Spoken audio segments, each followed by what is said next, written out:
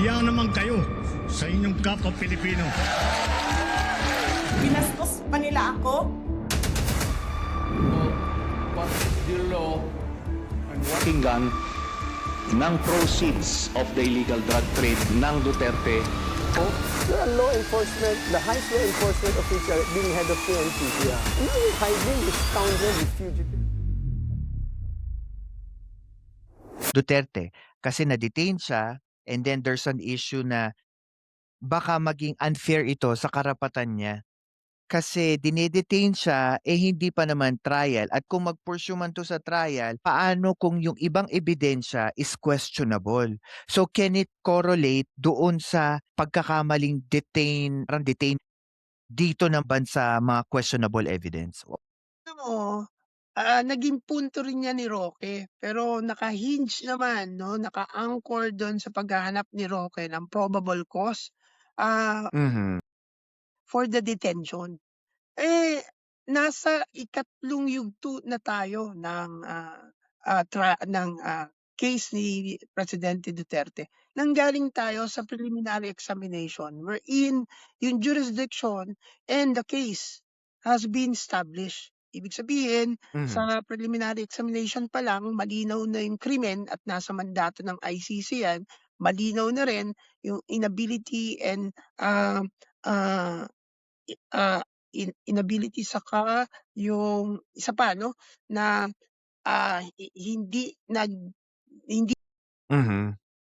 nagbigay ng batayan sa warrant. Now, yung hinahanap ni Roque to be ground for hanap sa atin, no? Ang tawag ng ICC diyan ay reasonable ground to retrieve the warrant.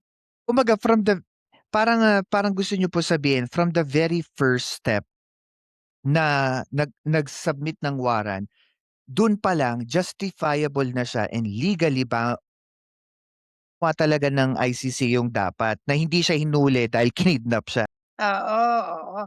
Ayan Mm. alam mo yan patuloy nilang nililito yan kasi, isa yan sa malakas na argumento, illegal ang pagkakahuli. Sa ICC kasi ang kanyang sinusunod yung kanyang judicial system.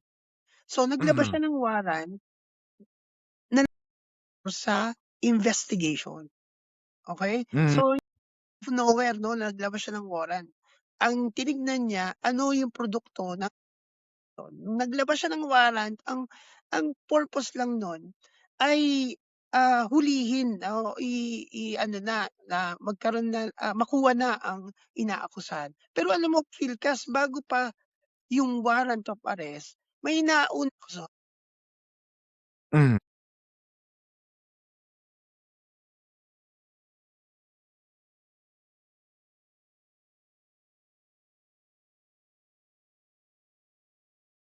yan, wala na tayo sa ano, wala na tayo sa ICC kaya diyan ng Mhm. komplikasyon yung now sa judicial process, judicial system ng ICC, itutuloy lang nila yon.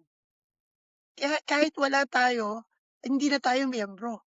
Why? It was established sa preliminary examination na merong period yung Duterte kung siya ay a-arrest. Nung tayo ay miyembro pa, yan yung nire-refer nilang, as Rome Statute na kailangan dumaan sa judicial authority. Ang problema, Mhm. miyembro, so you cannot access that. Ang Mhm. masaya yung, nag-implement nito, meron tayong existing law. Yung existing law natin, yung 9851 provide us 2 process of submitting the accused. Una, it's either, yung, ito yung inaano, yung dulo ng dila ko, ito yung mga foreigner na, extradite, yun, extradition. Extradition. Extradition, through or surrender. Ma'am, Hmm. dun sa batas 'pag binasa mo yun, kung di ako nagkakamali, section 70, yung surrender dun walang application, walang requirement. Mhm. The government render the accused dun sa international body na may hawak